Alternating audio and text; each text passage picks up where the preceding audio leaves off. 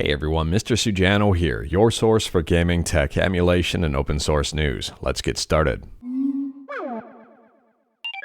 Alright, to kick things off, we're talking about Grand Theft Auto 3 for the Sega Dreamcast.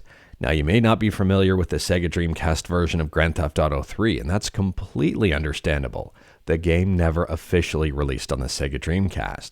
Now, we've talked about this project a few times over the last few months, and now it seems like it's ready for prime time. Now, this is a fan-made port of the game. It's built on RE3, which stands for Subscribe to Mr. Sujano, or Reverse Engine 3, depending on how you wanted to interpret that. And in my opinion here, this project is very impressive and shows how capable the Dreamcast actually was. I recommend checking out this video by the Sega Guru, and like everything I talk about, link is in the description below right at the bottom. In my opinion here, it's not perfect, but at the same time here, it's pretty impressive. And it is only going to get better in time. I mean, this is the initial release of the project, and yes, it's 100% free. However, it's worth pointing out that this does require a PC copy of Grand Theft Auto 3. Let me know your thoughts about all of this in the comments below. I mean, we've got Grand Theft Auto 3 on the Sega Dreamcast before Grand Theft Auto 6. And continuing to talk about ports of games, and I guess stuff before GTA 6. Next up here, we're talking about Doom on a business card. This is a 100% free and open source project. So Doom on a business card utilizes an RP2040. Is it awesome? Yes. Is it practical? Heck no. But you know, this is not the first time we've seen Doom running on a cool device. I mean, we've seen Doom running on a Lego brick. We've seen Doom running in a pregnancy test. And well, we've also seen Doom running in a keycap on a keyboard. Again, everything has been open sourced on this one, and the creator of this says something very interesting. And can I do something like that? I'm here to tell you you can, even if, like me, you don't have a single hardware hacker bone in your body. And that's part of the beauty about stuff running Doom. Next up, we're talking about GPUs. Now, we talked about GPUs yesterday in regards to the Intel Arc B570 and B580. And the rumored more expensive, higher performance Intel Arc GPU that may be coming in 2025. If you remember in that video, I said that I thought Intel was in a really nice price to performance ratio bracket with that B570 and B580, and I was worried they were going to forget about that and start to get too expensive. Like NVIDIA, and NVIDIA just doesn't seem to care about price right now. The new RTX 5080 is rumored to feature a $1,500 MSRP. Now, although this is just a rumor, at the same time here to make matters even worse, the RTX 5090 is rumored to cost around $2,600. I wish I was joking with you. Now, some of these initial rumors came from Vex, who appear to have some sort of leak, and now we're seeing more leaks from different sources. Now, for full transparency, I've got no idea if these rumors are true or not. We'll have to wait and see when NVIDIA announces the pricing for these GPUs. But at the same time here, sometimes where there's smoke, there's some sort of fire, or possibly embers, because even if these GPUs were remotely close to these potentially leaked prices, that is super expensive. So for those people out there who say console gaming is dying, or for those who don't understand the importance of something like a handheld gaming PC like the Steam Deck, or for people saying they don't understand mobile gaming, well, hopefully this price point, if it's remotely true, helps you understand. I mean, I would say this price point is extremely prohibitive. It doesn't even include the price of the rest of the PC. I would love to hear your thoughts on this matter. I would guess that if this pricing is remotely true, stuff like the Steam Deck, Lenovo Legion Go, and well, even more are going to be even more popular because they're a lot more accessible than this is. And speaking about rumors and consoles and handhelds, next up we're talking about the Nintendo Switch 2, and take this rumor with a massive grain of salt.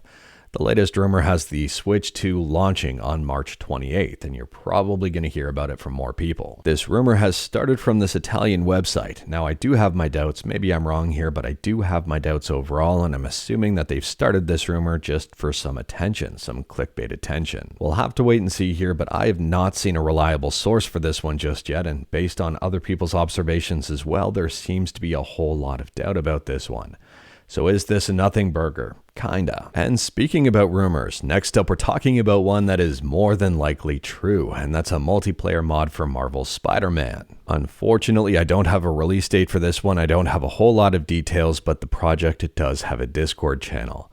And I'm curious to see if this one releases and when it releases and how it is received overall, because it looks like it could be a whole lot of fun. Again, like everything I talk about, link will be in the description below at the bottom if you're interested in learning more about it. And they do have their Discord link where you can join the community and probably talk about it as well. And on a side note here in their trailer, I'm glad they showcased some spots where the game appears to be glitchy. It seems like it's a work in progress. But as soon as I know more about this, you'll know more. But moving on, and next up we're talking about PS2 emulation with PCSX2. And PCSX2 just got a brand new update that reintroduces a feature you may be interested in. So as of version 2.3.83, PCSX2 has brought back the global widescreen toggle, but made it clear in the user interface. So they say with this update, the toggles for widescreen and no interlacing are tri-state and can be changed per game, overriding the global toggle. Additional text has been added to the screen to indicate the global state of these toggles to make troubleshooting easier. And as for the rationale behind these changes, they say the global toggles were good and removing them was a usability downgrade. Next up, we're talking about Sega Saturn emulation with Nova, and after about 4 years, Nova just got a brand new release to version 0.7.0. So version 0.6 of Nova was released back in 2019. Version 0.7 work in progress version was released back in 2020. And now we've got version 0.7.0 finally released.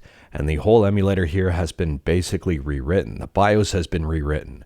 There's a whole bunch of improvements in terms of game compatibility and performance and audio improvements and visual improvements and even more. The entire changelog is on their Patreon page and it does not require a Patreon account in order to download.